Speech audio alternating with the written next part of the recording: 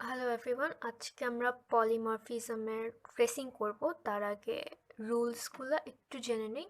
সেটা হচ্ছে, যদি ভ্যারিয়েবল চায়, সে এরকম যে A dot name or something dot something একটা ভ্যারিয়েবল চাচ্ছে, তখন আমরা দেখব যে তখন আউটপুটটা বেসিক্যালি হবে রেফারেন্স টাইপ। আমরা অলরেডি জানি রেফারেন্স টাইপ কোনটা আর রেফারেন্স অবজেক্ট কোনটা। তাও আমি এখানে আবার লিখছি, এটা হচ্ছে রেফারেন্স টাইপ, এটা referenced object, right? So output will be the reference types variable. So reference type এটার, এখানে reference type গ্যান্ডলফের ভ্যারিয়েবলটা আউটপুট হবে। আর যদি এখানে কোনো ভ্যারিয়েবল না থাকে, সে গ্যান্ডলফের নেম বলে কিছু নেই, তখন কম্পাইল টাইম এরর হবে। অ্যান্ড দেন সেকেন্ড হচ্ছে গিয়ে মেথডসের একটা হচ্ছে কাস্টিং সহ আর একটা কাস্টিং ছাড়া। কাস্টিং অলরেডি আমরা up casting and down casting আমরা অলরেডি জেনে ফেলেছি। তো এখানে এটা হচ্ছে কাস্টিং ছাড়া এই পার্টটুকু, তো এখান থেকে এতটুকু কাস্টিং ছাড়া, অ্যান্ড এটা হচ্ছে with casting, with casting, right? So দুইটার আলাদা কতগুলো রুল আছে। হচ্ছে যদি কাস্টিং ছাড়া হয়, দেন চেক করব যে রেফারেন্স টাইপে মেথডটা আছে কি না। সো এখানে variable var1 dot method 1, var1 কোনটা আমাদের এটা। এখানে গ্যান্ডলফে রেফারেন্স টাইপে যেহেতু বলেছে যে check whether reference type contains the method or not. So var1 with গ্যান্ডলফে মেথড, এখানে মেথড 1 বলেছে, সো মেথড 1টা আছে কি না। যদি গ্যান্ডলফে মেথড 1 না থাকে, দেন আমরা এর প্যারেন্ট ক্লাসে খুঁজবো।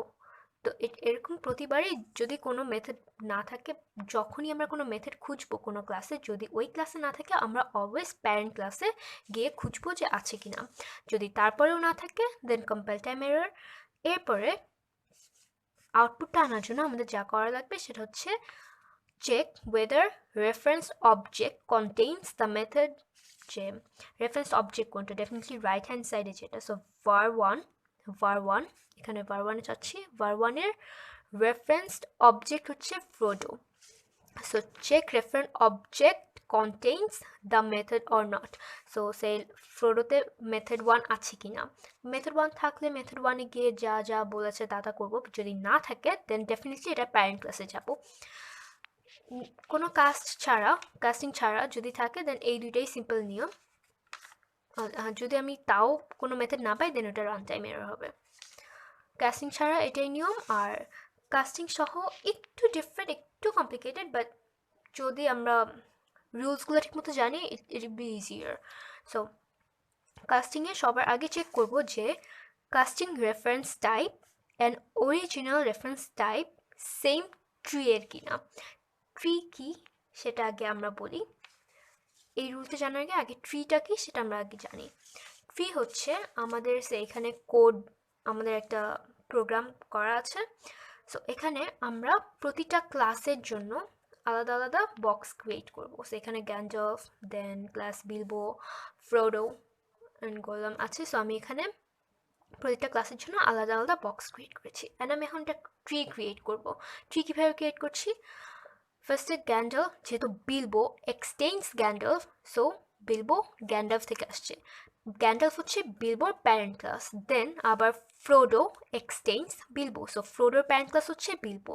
সেম ফর গোলাম, যে এটার parent class extends Gandalf, so parent class Gandalf. এখন ভিতরে যেগুলো লিখেছি সেটা হচ্ছে কি, গ্যান্ডলফে যেমন নেম আছে, ভ্যারিয়েবল আছে, ওটা লিখেছি। দেন গ্যান্ডলফে কী কী মেথড আছে, সেখানে মেথড 1 মেথড 2 আছে, ওই দুটা লিখেছি। বিলবোতে মেথড 1 আছে, শুধু ওটা লিখেছি। দেন ফ্রোডোতে সেম, ফর যা যা আছে তা আমি লিখবো। সো আমরা যখন আমরা এইগুলা চেক করব, চেক করার টাইমে যাতে আমরা জানি, এটা দেখে আগে পুরো কোড গো থ্রু না করে আগেই যাতে বুঝি যে আমাদের কম্পাইল টাইম এরর বা রান টাইম এরর আছে কি না। না থাকলে, দেন যদি না থাকে, দেন ডেফিনেটলি আমরা এখানে ফ্লোরোতে মেথড 1 খুঁজছিলাম, মেথড 1 পেয়েছি, দ্যাট মিনস কি কম্পাইল টাইম রান টাইম কিছু নেই। সো আমি এখন ফ্লোডোর মেথড 1-এ যা যা করতে বলছে তা করব।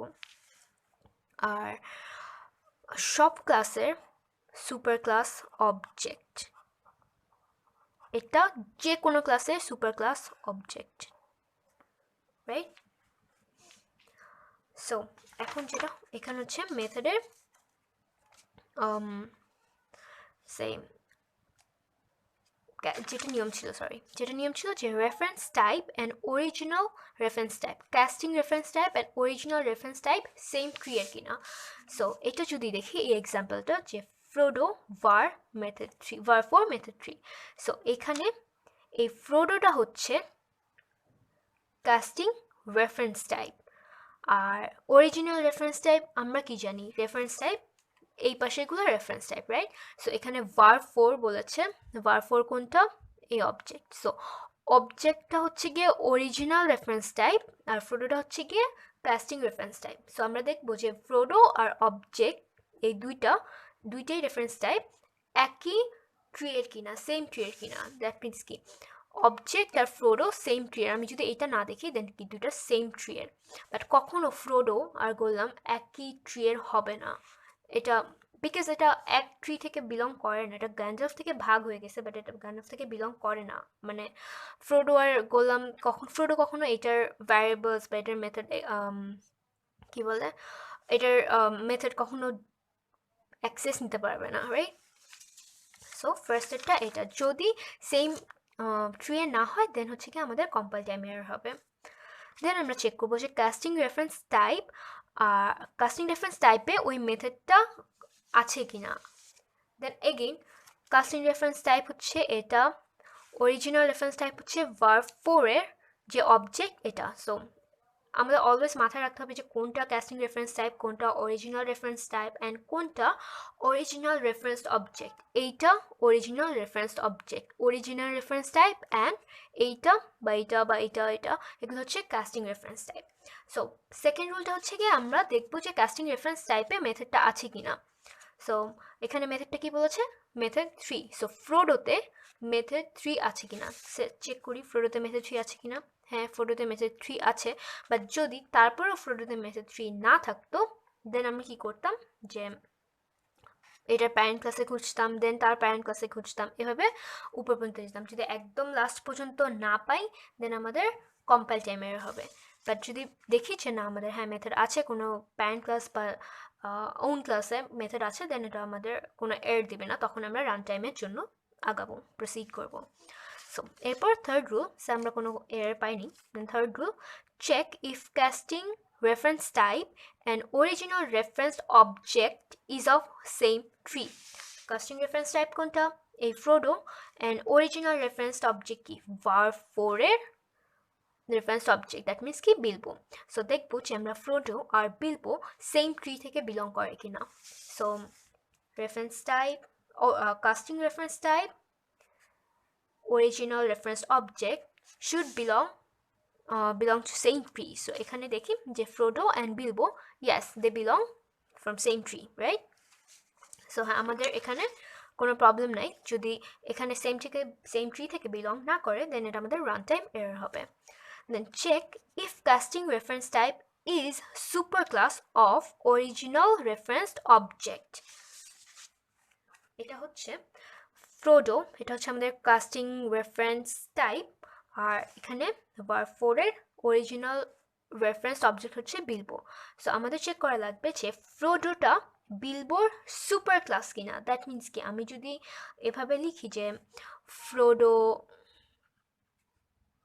এ equals to new Bilbo, that means কি আমরা অলরেডি এক এক্সাম্পল দেখেছি যে কখনো চাইল্ড ক্লাস থেকে প্যারেন্ট ক্লাস ক্রিয়েট হতে পারে না, বাট প্যারেন্ট ক্লাস থেকে চাইল্ড ক্লাস ক্রিয়েট হতে পারে। সো ডেফিনেটলি এই পাশেরটাকে সুপার ক্লাস হওয়া লাগবে, রাইট? সো লেটস চেক যে আমাদের এটা সুপার ক্লাস কিনা। এটাই হচ্ছে আমাদের নিয়ম যে ফ্রোডোটা original casting reference type should be superclass of original referenced object. So দেখবো যে ফ্রোডো বিলবোর superclass কিনা, that means parents কিনা। So let's check, ফ্রোডো কি বিলবোর parents? ফ্রোডো ডেফিনেটলি উপরে না, সো বিলবোর প্যারেন্টস না, সুপার ক্লাস না। সো যখন হবে না তখন আমাদের রান টাইম এরর হবে, রাইট? বাট লেটস সে যে আমাদের রান টাইম এরর হচ্ছে না। সো আমরা পরে প্রসিজারে যাব, ওখানে কি বলেছে, check if the original reference object contains the method. If not, check parents. আমরা অলরেডি জানি যে আমরা যদি কোনো ক্লাসে মেথডটা না পাই দেন আমরা অবভিয়াসলি প্যারেন্ট ক্লাসগুলোতে খুঁজবো, বাট তার আগে কি বলেছে, check if original reference object contains the method. So original reference object কোনটা? ফ্রোডো হচ্ছে গিয়ে reference casting reference type. var4 আছে আমাদের Bilbo original reference object. So check করব এই অবজেক্টে আমাদের মেথড 3 আছে কিনা। যদি আমরা ফ্লোরো দিয়ে কাস্ট করছি বাট আমাদের কিন্তু মেইন কাজটা এই অবজেক্টেই হচ্ছে, সো আমরা চেক করবো যে এই মেথড 3টা এই রেফারেন্সড অবজেক্ট থেকে বিলং করে কিনা বা মেথডটা আছে কিনা। যদি বিলবোতে না থাকে দেন আমরা প্যারেন্ট ক্লাসে খুঁজবো, প্যারেন্ট ক্লাসে না থাকলে দেন আমাদের রান টাইম এরর হবে। বাট প্যারেন্ট ক্লাসে থাকলে আমরা ওই বা বিলবোর নিজের ওন ক্লাসে থাকলে আমরা তখন ওই মেথডের ভিতরে ঢুকে যা যা করতে বলেছে তা করবো। সো এটা হচ্ছে কি আমাদের রুলস। আমরা পরের ভিডিওতে কিভাবে ট্রেসিংটা করব এই রুল অনুযায়ী, আমি পরের ভিডিওতে আর রুলসগুলো এক্সপ্লেইন করব না, বাট আমরা কিভাবে আগাবো সেটা I'll show you guys.